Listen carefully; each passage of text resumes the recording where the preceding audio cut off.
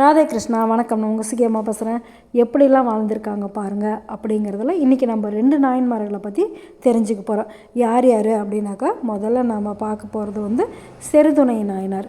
இவர் சிவபெருமானுக்கு பூக்கட்டி போடுறதையே தன்னுடைய குறிக்கோளாக வச்சுருக்காரு. எது தவறுந்தாலும் அவர் பூக்கட்டி போடுறது மட்டும் நிறுத்தவே மாட்டாராம். அவ்வளோ பக்திமயமாக அவர் ஒவ்வொரு பூவாக பார்த்து பார்த்து சிவபெருமானுக்கு கட்டி போடுவாராம். அவர் அப்படி ஒரு நாள் கோவிலில் பூ கட்டிகிட்டு இருக்கும்போது அந்த கோவிலுக்கு ஒரு ராஜாவும் ராணியும் வந்திருக்காங்க. யார் அப்படின்னாக்கா, காடவர்கோன் கலர்ச்சிங்கர் அப்படின்னு சொல்லி அந்த ராஜாவுக்கு பேர். அவரும் ராணியை வரும்போது ராணி என்ன பண்ணியிருக்காங்க, கோயிலை சுற்றி பார்க்குறதுக்காக வந்திருக்காங்க. அப்போ அவர் பூ கட்டிகிட்டு இருக்காருல்ல, செருத்துணை நாயனார், பூ கீழே விழுந்துருது. உடனே அதை எடுத்து ராணி மூந்து பார்த்துட்றாங்க. உடனே செருத்துணை நாயனாருக்கு ரொம்ப கோபம் வந்துடுது. இறைவனுக்கு போடுற பூவை மூந்து பார்க்கலாமா அப்படின்னு சொல்லிட்டு ராணின்னு கூட பார்க்காத அவங்களுடைய மூக்கை அறுத்துட்றாங்க.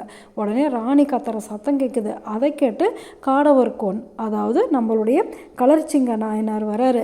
வந்ததுமே என்ன நடந்தது அப்படின்னு சொல்லி கேட்கும்போது உடனே செருத்துணை நாயனார் சொல்கிறாரு, இறைவனுக்கு சாத்த வேண்டிய பூவை ராணி மூந்து பார்த்துட்டாங்க, அதனால தான் நான் அவங்க மூக்கை அறுத்துட்டேன் அப்படின்னு சொல்கிறாங்க. அப்போ காடவர்கோன் கலர்ச்சிங்க நாயனார் என்ன சொல்லியிருக்காரு தெரியுமா, ஃபஸ்ட்டு அந்த கைதான பூவை எடுத்தது, நீங்கள் கையெல்லாம் முன்னே வெட்டியிருக்கணும் அப்படின்னு சொல்லிட்டு அவங்களோட கையை வெட்டிட்டாராம் கலர்ச்சிங்க நாயனார். அப்போ எப்படியெல்லாம் இருந்திருக்காங்க பாருங்களேன். அவர் ராணின்னு கூட பார்க்காம ராணியோட மூக்கவே அவர் அறுத்துட்டார். இவர் அவர் ஏன் நம்ம ராணியோட மூக்கை அறுத்த அப்படின்னு சொல்லி கோவப்படாத, இறைவனுக்கு வச்சுருந்த பூவை நீ எப்படி மோந்து பார்க்கலாம் அப்படின்னு சொல்லிட்டு ராணியோட கையவே வெட்டிட்டார். அதுக்கப்புறமேட்டு சிவபெருமான் அவங்களுக்கு காட்சி கொடுத்து அவங்கள ஆட்கொண்டுட்டாங்களாம். இப்படி தான் நம்மளுடைய நாட்டில் நிறையா பக்திமான்கள் வந்திருக்காங்க.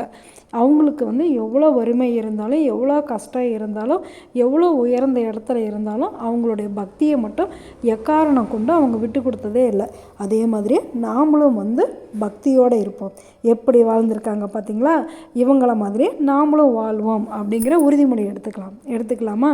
நல்லதே நினைப்போம், நல்லதே நடக்கும், ஆனந்தமாக இருப்போம். ஓகே, பாய். ராதே கிருஷ்ணா.